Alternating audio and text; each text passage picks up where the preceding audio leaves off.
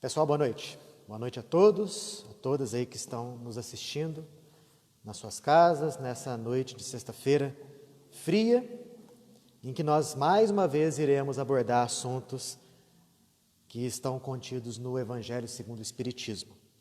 Enquanto durar essa quarentena, que a gente pensa que ainda vai um certo tempo, pouco, nós iremos abordar esses assuntos referentes ao Evangelho e tão logo seja possível nós retornaremos ao estudo do Livro dos Médiuns. Para quem estava acompanhando o estudo do Livro dos Médiuns, nós paramos justamente naquele momento em que iríamos iniciar a mediunidade de efeitos físicos. Caso dure por mais tempo essas orientações das autoridades sobre a quarentena, poderemos pensar em retornar esse estudo do Livro dos Médiuns nos moldes que estamos fazendo agora. Transmissões ao vivo, nós aqui, vocês nas suas casas. Bom, nós escolhemos hoje para comentar um trecho que se encontra no capítulo de número 23 do Evangelho segundo o Espiritismo, intitulado Moral Estranha. Olha só o título desse capítulo, Moral Estranha. Trechos contidos no Evangelho de Mateus e de Lucas. Vou ler e aí nós vamos em seguida fazer os devidos comentários. Não penseis que eu vim trazer a paz sobre a terra. Eu não vim trazer a paz, mas a espada. Porque eu vim separar o homem de seu pai, a filha de sua mãe, a nora de sua sogra. E o homem terá por inimigos os de sua casa. Isso está em Mateus, no capítulo 10, versículos 34 a 36. Em Lucas, eu vim lançar o fogo sobre a terra, e o que eu desejo senão que ele se acenda? Devo ser batizado com um batismo, e quanto me sinto apressado em que se cumpra. Credes que eu vim trazer paz sobre a terra? Não, eu vos asseguro, mas ao contrário, a divisão. Porque de hoje em diante, se encontram 5 pessoas numa casa, elas estarão divididas, umas contra as outras, 3 contra 2 e 2 contra 3. O pai estará em divisão com seu filho, o filho com seu pai, a mãe com a sua filha, a filha com a sua mãe, a sogra com a nora com a sua sogra.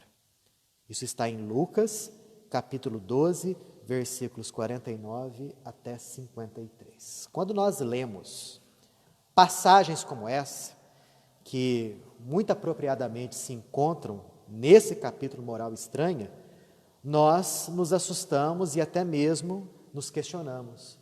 Será que foi realmente Jesus de Nazaré quem falou tais coisas? Aliás, nesse capítulo, nós temos outras passagens que realmente são muito estranhas e que, à primeira vista, contrastam absurdamente com aquilo que a gente conhece da mensagem de Jesus de Nazaré. Jesus é conhecido por ser aquele indivíduo que veio pregar a paz, o amor ao próximo, a tolerância, a fraternidade, o perdão das ofensas. Veio pregar a existência de um Pai amoroso. E quando nós observamos esse contexto da sua mensagem e vimos tais passagens aqui, realmente isso nos deixa um pouco perturbados. Por que tais passagens são assim? Será que realmente elas foram ditas, proferidas por Jesus?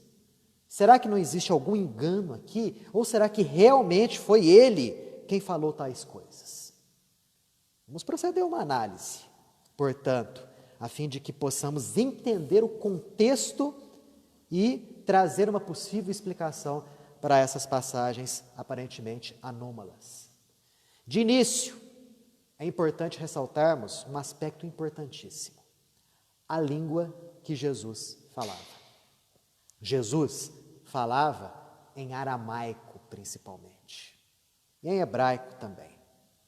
O aramaico e o hebraico daquela época eram línguas muito parecidas. muito semelhantes. Mais ou menos assim, a grosso modo, comparamos o aramaico e o hebraico com o português e o espanhol. O aramaico seria uma língua mais popular, a língua que o povão falava. O hebraico, provavelmente, mais aquelas classes esclarecidas que se utilizavam desse idioma. O aramaico, inclusive, ainda existe, mas é uma língua ameaçada de extinção. Há algumas centenas de pessoas somente no mundo que falam o aramaico. Inclusive, existem estudos aí e cientistas que estão correndo para preservar essa linguagem, que foi a linguagem que Jesus se utilizava com maior frequência. Mas o que tem a ver o aramaico com essas passagens de paz, espada e divisão e tudo mais? Como eu disse, o aramaico é uma língua pobre, extremamente pobre. Se nós compararmos o português moderno com o aramaico falado por Jesus há mais de 2000 anos, o português moderno, em termos de complexidade, dá um banho no aramaico antigo. Era uma língua tão pobre que uma palavra servia como significado para várias coisas. E talvez, justamente, essa seja uma das explicações em que Jesus tenha falado tais coisas, se utilizando de termos que tinham vários significados na época dele. Podemos dar um exemplo aqui na própria Bíblia. O primeiro livro da Bíblia é o Gênesis, que conta a criação dos céus, da terra, do universo. Conforme nos ensinaram, Deus criou o mundo em 6 dias e descansou no 7º. Quando a gente vê a própria ciência contestando isso, ficamos um pouco sem saber como analisar o texto bíblico. Porque a ciência nos prova que o nosso planeta Terra tem 4,6 bilhões de anos. E que inúmeras eras foram empreendidas no intuito de construir esse planeta Terra. Milhões e milhões de anos, cada era gastou a fim de chegarmos ao planeta que nós temos hoje. E a Bíblia fala em 6 dias. E por que existe essa confusão? Porque o termo em hebraico para dia servia para falar tanto de um tempo qualquer transcorrido, quanto no tempo de 24 horas. Então, quando foi feita a tradução da Bíblia do hebraico para o grego, do grego para o latim e do latim para as inúmeras línguas que nós conhecemos, foi traduzido esse termo por dia, que é o dia que a gente conhece de 24 horas. Está vendo? Uma palavra antiquíssima que, traduzida errada, fora às vezes do seu contexto, nos dá uma interpretação totalmente diferente daquele trecho. Um outro exemplo, famoso até, quando Jesus nos diz: é mais fácil um camelo passar pelo buraco de uma agulha do que um rico entrar no reino dos céus. Quando a gente lê isso, a gente fala: poxa, um rico nunca vai entrar no reino dos céus. Onde já se viu um camelo, que é um animal daquele tamanho, passar pelo buraco de alguma agulha? Não tem jeito, é impossível. Como interpretar isso? Justamente por conta das palavras, da pobreza do aramaico. A palavra em aramaico para camelo é gamai. E a corda que era utilizada pelos pescadores para fazer a sua rede chamava-se gamia. Então, muito provavelmente, os estudiosos hoje já admitem que quando foi feita a tradução do grego para o latim, houve uma confusão nesses termos. Ao invés de colocarem fio usado para tecer as redes, colocaram camelo. Daí, essa confusão toda com relação ao camelo passar pelo buraco de uma agulha. Estão vendo? Quando a gente observa detalhes como esse, muita coisa que nos parecia absurdo começa a ficar esclarecida. Um outro ponto que nós podemos abordar aqui, para tentar explicar a aparente confusão dessas passagens, da paz, da espada, do fogo, da divisão, a mudança do significado de um termo de uma língua para outra. Gente, nas línguas atuais, modernas, uma palavra pode ter significados diferentes dependendo do lugar onde ela é falada. Trouxemos aqui alguns exemplos do português que é falado em Portugal com o português que é falado aqui no Brasil. Olha só, a palavra propina, que é uma palavra que nós brasileiros conhecemos muito, né? Ouvimos muito falar. Aqui no Brasil significa corrupção, é algo ligado à corrupção. Já em Portugal, propina se refere à mensalidade que os universitários pagam. Então, olha só, a mesma palavra. A palavra durex, aqui no português do Brasil, significa aquela fita adesiva, né, para colar coisas. Em Portugal, significa preservativo, camisinha. Uma outra palavra, prego, né, que é aquele pedaço afiado de metal, né, em que a gente usa o martelo. Aqui, esse significado. Lá em Portugal, é pão com bife. Se você chegar em Portugal e pedir um prego, eles vão dar para você pão com um bife dentro.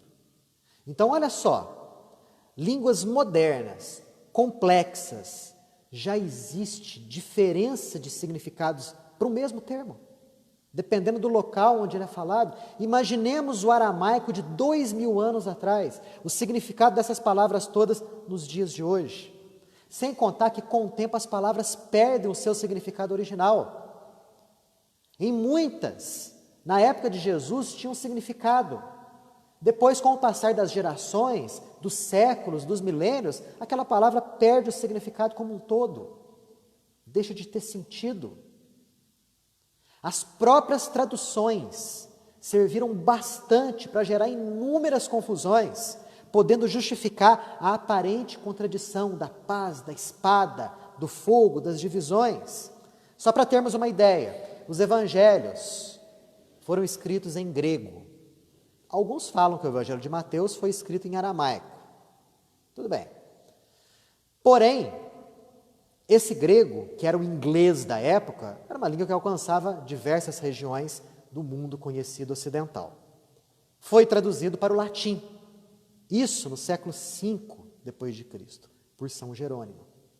Já houve ali uma mudança do significado de alguns termos, do grego para o latim.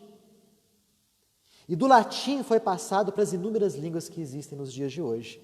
E como que acontecia a passagem, por exemplo, de um exemplar de uma pessoa para outra pessoa? Hoje em dia, eu tenho um livro. Se uma pessoa desejar esse livro, ela vai e compra numa livraria, pede pela internet. Naquelas épocas recuadas, isso não acontecia.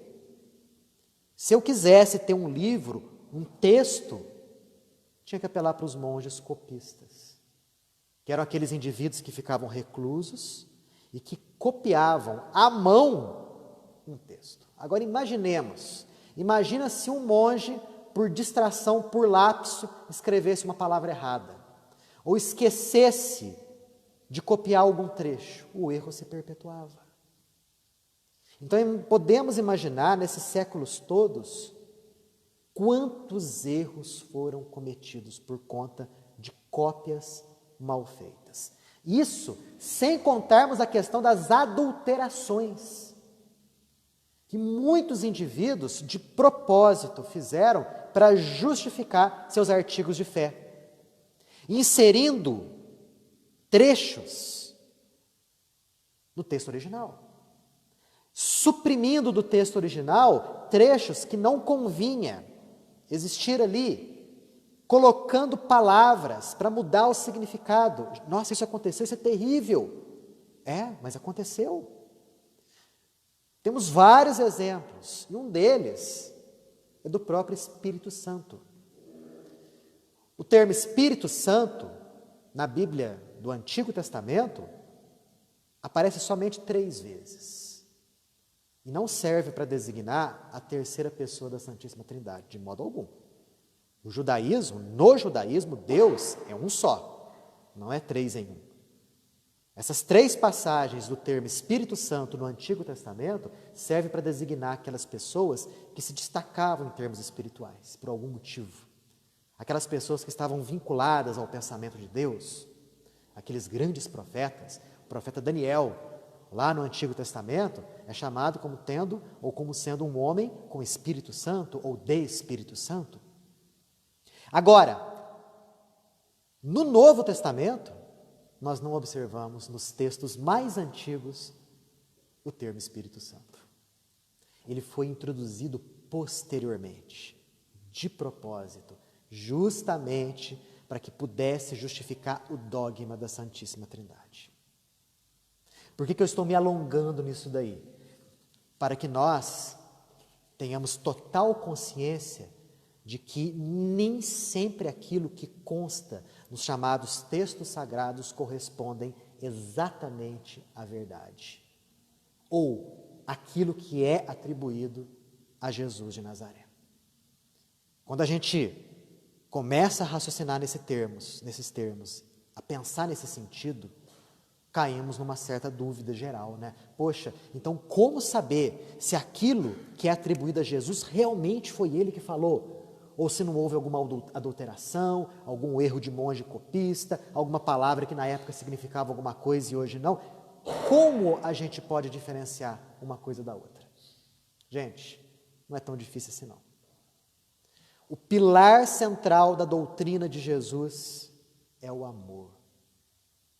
Jesus veio aqui nos dar como objetivo o reino de Deus e nos dar como caminho para atingirmos esse objetivo a prática da caridade, do amor. Lembram? Fora da caridade não há salvação, segundo a máxima que o Espiritismo nos passa.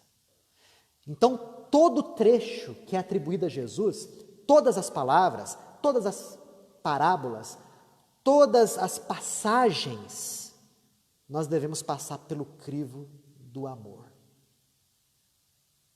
Qualquer uma delas, qualquer que seja, que não esteja de acordo com o amor, com a fraternidade, com a caridade, tudo aquilo que não estiver plenamente identificado com os propósitos do Criador, devemos deixar no mínimo de quarentena. Isso, se não rejeitarmos totalmente. Mas vamos considerar. Consideremos que essas passagens que eu li agora há pouco, da paz, da espada, do fogo, da divisão, realmente foram ditas por Jesus. Como a gente pode interpretar? Literalmente, não. Onde já se viu achar que Jesus realmente estava incitando os seus discípulos a pegarem na espada, a lançar fogo na terra, a desejar a divisão dentro de um mesmo lar, acabando com a família? Não tem lógica dar a esses trechos aqui um sentido literal, de modo algum. Se não é literal, temos que ir pelo lado simbólico da coisa. E aí, nós vamos observar duas interpretações que são diferentes, mas que não são antagônicas, que se completam até. A primeira explicação desses trechos todos aqui: toda ideia nova obrigatoriamente encontra uma oposição. Kardec coloca aqui, no capítulo de número 23, A Moral Estranha, quando ele faz os comentários desse trecho, que toda ideia nova, toda ideia que surge, toda aquela ideia que é ampla, que é universal, que serve para abalar as estruturas do convencionalismo, encontra forçosamente resistência. E quanto mais amplos forem os resultados previstos dessa ideia, maior será o combate. Mais emoção ela gera quando aparece, mais violência na oposição e mais ira nos adversários. Então, toda ideia nova forçosamente encontra resistência. Jesus sabia disso. Era sábio, ele é sábio. Ele veio pregar uma doutrina contrária àquilo que era pregado pelos donos do poder religioso da época. Sabia que ia enfrentar uma oposição tremenda, como enfrentou desde o momento do início do seu apostolado até quando foi pregado na cruz. Ele sabia. Ele sabia que ia mexer com o interesse de muitos. Então, uma coisa que a gente costuma falar aqui, que talvez os sacerdotes judeus tenham percebido o alcance dos ensinamentos de Jesus mais do que os próprios discípulos de Jesus. Porque eles perceberam que se o povo aderisse em massa àquelas ideias que o mestre da Galileia estava pregando, o seu poder, o poder desses sacerdotes, seria jogado por terra. Não foi à toa que eles fizeram de tudo para matar Jesus, até que conseguiram. Fala-se que foi o romano quem matou Cristo. Só que, em verdade, quem se movimentou para poder pregar o homem na cruz foi o sacerdócio judeu. Porque eles estavam naquela ideia, matando o homem, morria a ideia. Claro que isso, felizmente, não aconteceu. Jesus foi perseguido, torturado e crucificado. Porque a ideia dele abalou o interesse de muitos. É a espada, é a divisão, é o fogo. Os próprios discípulos de Jesus, eles também sofreram perseguições. E talvez só João, o evangelista, tenha morrido naturalmente, próximo aos 100 anos de idade, na ilha de Patmos. Todos os demais, acredita-se, tiveram morte violenta. Uns decapitados, outros pregados em cruz, de cabeça para baixo, como no caso de Pedro, ou numa cruz em X, como no caso de André. Uns enforcados, outros flechados, enfim, mortes violentas. E por que a morte violenta? Porque eles abalavam o poder de muitos através daquela pregação que estimulava a fraternidade, a concórdia, a tolerância, o amor ao próximo. Quantos cristãos não sofreram perseguição em Roma? Quantos no circo, no Coliseu, viraram verdadeiras tochas humanas? Quantos a se digladiarem com gladiadores e morrerem por isso? Quantos foram devorados pelos ursos, leões e porque professavam uma doutrina sublime, espiritual? Até o ano de 313, quando Constantino deu fim às perseguições, sofreu muito, foi perseguido. E olha só que ironia, depois de perseguidos, quando o cristianismo foi alçado à condição de religião oficial do Império Romano, isso foi em 395, de perseguidos eles passaram a perseguidores. Porque muitas interpretações dos evangelhos aconteciam naquela época. E os grupos principais começaram a perseguir os grupos menores que não pensavam como eles. De perseguidos passaram a perseguidores, olvidando a mensagem de fraternidade e tolerância de Jesus. E aí, com o passar dos anos, nós vamos vendo a construção de um poder religioso temporal. Nós vamos observar o surgimento das cruzadas. Vamos observar a Inquisição. Vamos observar o cisma que aconteceu com a Igreja Romana do Ocidente e do Oriente. E, posteriormente, o surgimento do protestantismo, que gerou muita luta, muita morte entre católicos e protestantes. E depois, dentro do próprio seio do protestantismo, sabia que pela nossa iríamos deturpar a sua mensagem, interpretando-a ao nosso bel prazer, para atender a interesses mesquinhos e grosseiros, puramente materiais. Por isso que ele falou aqui, espada, quero que lançar um fogo na terra, quero que haja divisão numa mesma casa. Então, uma das explicações era justamente essa. A doutrina do Cristo pode ser culpada? Óbvio que não. É claro que não. Mas sim, a nossa inferioridade moral. Porque nós que estamos hoje dentro do Espiritismo, vivemos naquelas épocas. E sabe-se lá o que nós fizemos nesses tempos recuados. Veio a doutrina espírita para trazer o cristianismo na sua pureza original, a explicar os ensinamentos do Cristo, a provar inúmeros deles ou todos eles através da ótica da ciência e desdobrar o pensamento do mestre de Nazaré. Então, uma das explicações da aparente contradição daquelas frases com Jesus é essa. A segunda, que é diferente, porém não anula essa primeira, é a reforma íntima. Reforma íntima, sim.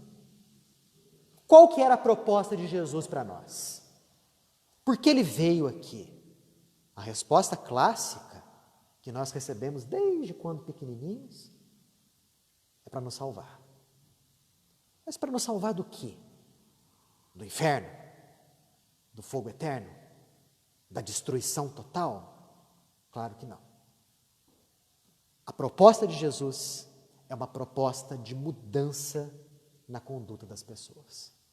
O Evangelho pode ser considerado como um código moral que nos mostra como devemos nos conduzir perante Deus, perante as pessoas que estão ao nosso redor, perante a nossa própria consciência. Jesus veio para nos salvar, sim, mas não no sentido que muitos pregam, que o sangue dele da cruz automaticamente nos lava dos nossos erros. Que basta nós aderirmos àqueles dogmas tais que já estamos automaticamente salvos. De modo algum. A salvação, segundo a ótica espírita, é aquele momento em que nós nos integramos aos pensamentos divinos e passamos a agir conforme eles. É a verdadeira salvação. Para isso acontecer, devemos fazer a reforma daquilo que nós pensamos, daquilo que nós falamos, daquilo que nós sentimos, das nossas palavras, das nossas ações. O objetivo é justamente atingirmos a perfeição. No capítulo de número 17, aqui do Evangelho segundo o Espiritismo, capítulo intitulado Sede Perfeitos, existe um trecho que Kardec escreveu a respeito do homem de bem. Nós não vamos ler esse trecho na sua plenitude, embora seja um trecho relativamente curto. Mas algumas passagens aqui eu vou ler no intuito de mostrar a nós qual é o nosso objetivo a ser atingido. Qual seria um modelo de conduta e de ação a ser copiado, a ser seguido. Porque Jesus veio aqui para fazer de nós homens e mulheres de bem. Escuta só. O verdadeiro homem de bem é aquele que pratica a lei de justiça, amor e de caridade na sua maior pureza. Se interroga a consciência sobre seus próprios atos, pergunta a si mesmo se não violou essa lei, se não fez o mal, se fez todo o bem que podia, se negligenciou voluntariamente uma ocasião de ser útil, se ninguém tem o que reclamar dele. Enfim, se fez a outrem tudo o que quereria que se fizesse para com ele. O homem de bem tem fé em Deus, na sua bondade, na sua justiça e na sua sabedoria. Tem fé no futuro, por isso coloca os bens espirituais acima dos bens temporais. Sabe que todas as dificuldades da vida, todas as dores, todas as decepções são provas ou expiações. As aceita sem murmurar. É bom, humano, benevolente para com todos, sem preferência de raça nem de crença, porque vê irmãos em todos os homens. Respeita nos outros todas as convicções sinceras e não lança anátema àqueles que não pensam como ele. É indulgente para com as fraquezas alheias. Não se compraz em buscar o defeito dos outros. Não procura valorizar o seu próprio espírito, mas valoriza os outros. Não se envaidece com a sua fortuna. Não se envaidece da sua inteligência. Porque sabe que tudo que lhe foi dado pode lhe ser retirado. O homem de bem, enfim, respeita todos os seus semelhantes, todos os direitos dados pelas leis da natureza, como gostaria que os seus fossem respeitados. Li somente alguns trechos, mas mostra de modo bastante categórico o que Jesus pede que nós façamos. Viram aquelas características todas? Se nós estudarmos aquilo ali, e se nós compararmos todas aquelas características com a nossa conduta, aí nós poderemos ter mais ou menos uma ideia de que nível, em qual nível nós nos encontramos de espiritualidade. Porque fala-se na reforma íntima. Sim, temos que reformar o nosso ser, mas eu tenho que ter um modelo, eu tenho que ter um objetivo. E Jesus é o modelo e guia da humanidade. Porque Ele é o homem de bem num grau máximo, modelo de vida para todos nós. Então, quando Ele fala, não vim trazer paz, mas a espada, Ele estava falando nesse sentido simbólico, porque a espada significa a luta que devemos empreender contra a nossa própria inferioridade. Não é a luta contra o diabo, que não existe. Não é a luta contra o obsessor. Não é a luta contra aquele que não pensa igual a você. Não. A luta é com suas más inclinações. A nossa luta é contra as nossas más tendências. Jesus não veio para que fiquemos nessa paz, que aqui, nesse trecho, significa preguiça, indolência, falta de força de vontade, para que nós empreguemos os seus ensinamentos numa batalha constante contra a inferioridade que ainda jaz em nós.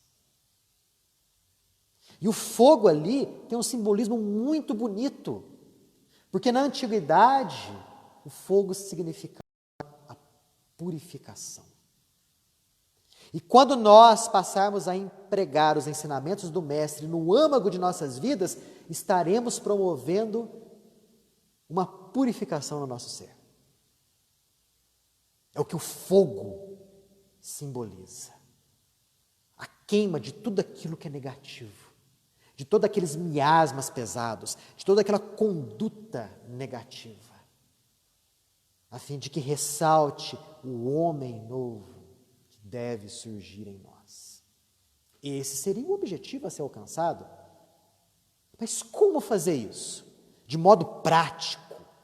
De modo prático, quando nós abrimos o Livro dos Espíritos, obra maior da codificação kardeciana, e observamos lá no capítulo no livro 3, no capítulo 12, Perfeição Moral, a pergunta 919 nos responde esse questionamento.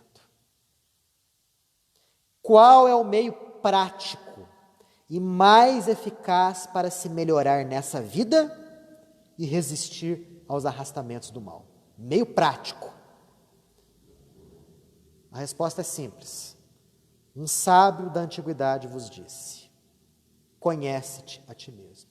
Ele se refere a Sócrates, que em verdade repetia a frase que ele leu no oráculo da cidade de Delfos: conhece-te a ti mesmo.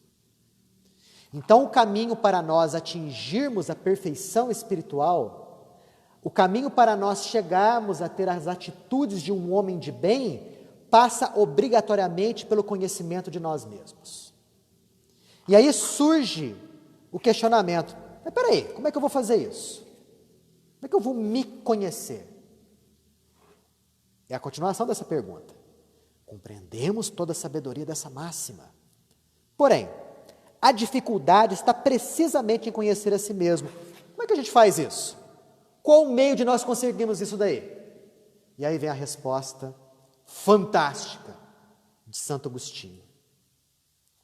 Ele fala o seguinte: olha, façam a mesma coisa que eu fazia quando estava aí entre vocês. No final do dia, peça auxílio a Deus e ao seu anjo da guarda, ao seu mentor espiritual, para que ele vos guie nessa empreitada. E interrogue a si mesmo acerca de todas as ações que você fez ao longo do dia. Passe em revista tudo que você fez, tudo que você falou, tudo que você pensou, as palavras que foram ditas. Veja se não errou em algum ponto, se faltou a algum dever, se você prejudicou alguém. Perceba qual foi o real objetivo das tuas ações. Por que você disse aquela frase para aquela pessoa? Por que você teve aquela conduta naquela circunstância? Qual o real objetivo? As tuas intenções em fazer aquilo. Será que você fez algo que você não ousaria confessar em público?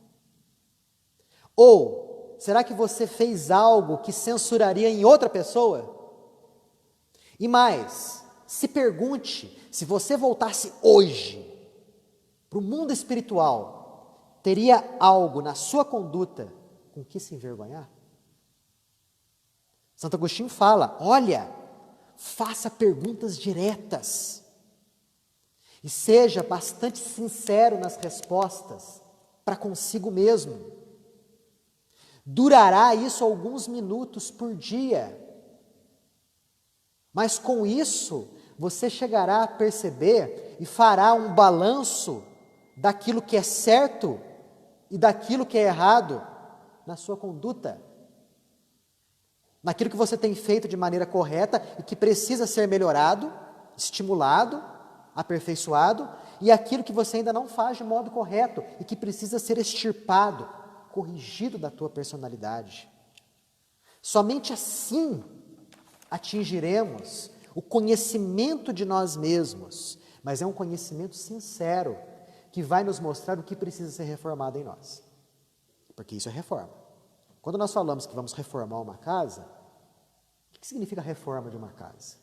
Significa conservar tudo aquilo que está bom, que é funcional, que ainda presta, e tirar e modificar tudo aquilo que está gasto, velho, sem função, podre, por coisas boas, por coisas positivas.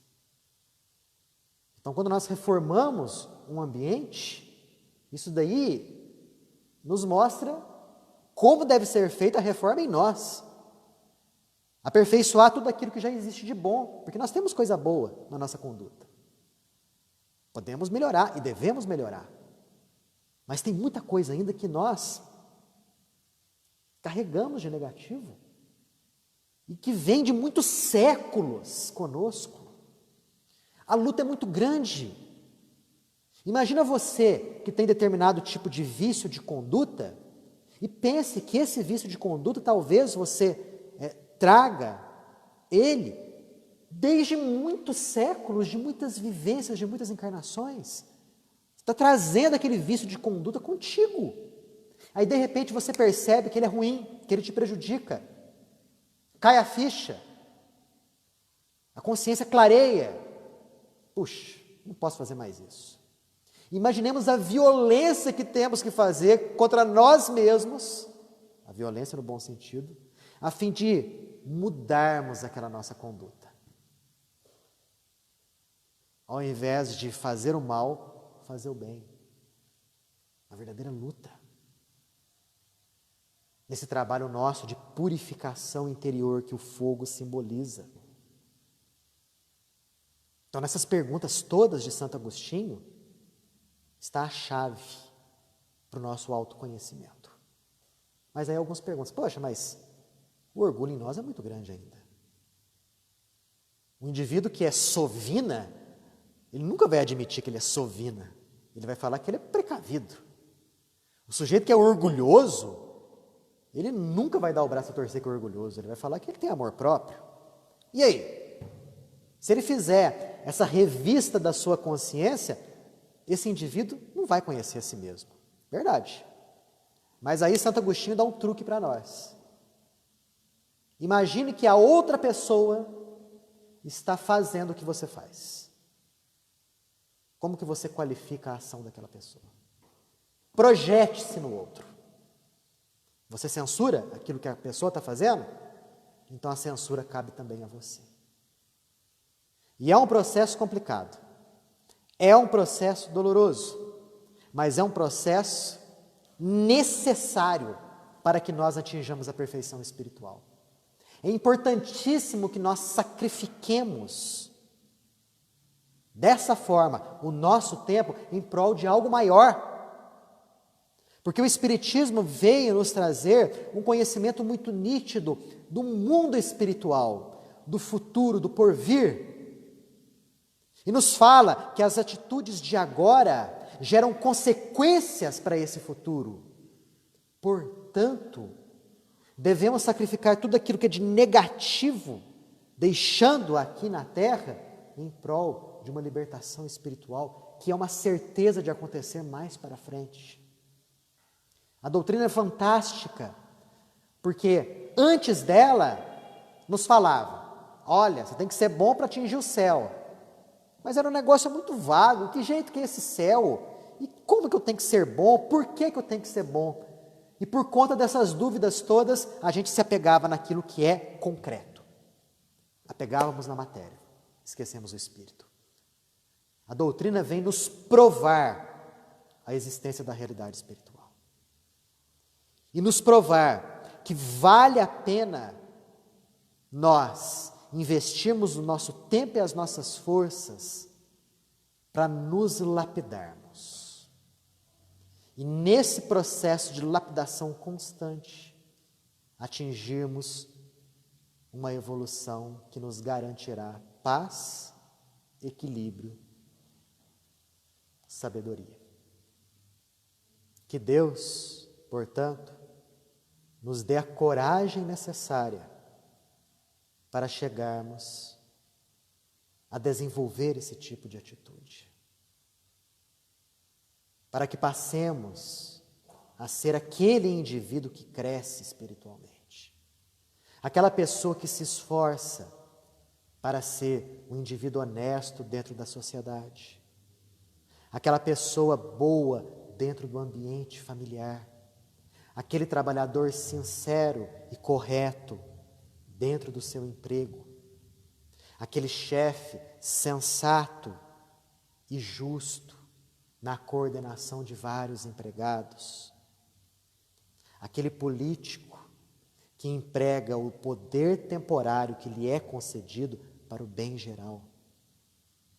Enfim, que possamos nos espelhar naquele que esteve aqui há mais de 2000 anos e que se constitui um modelo maior da humanidade. Que Ele, nosso Mestre maior, nos abençoe e ilumine. Muita paz, que assim seja.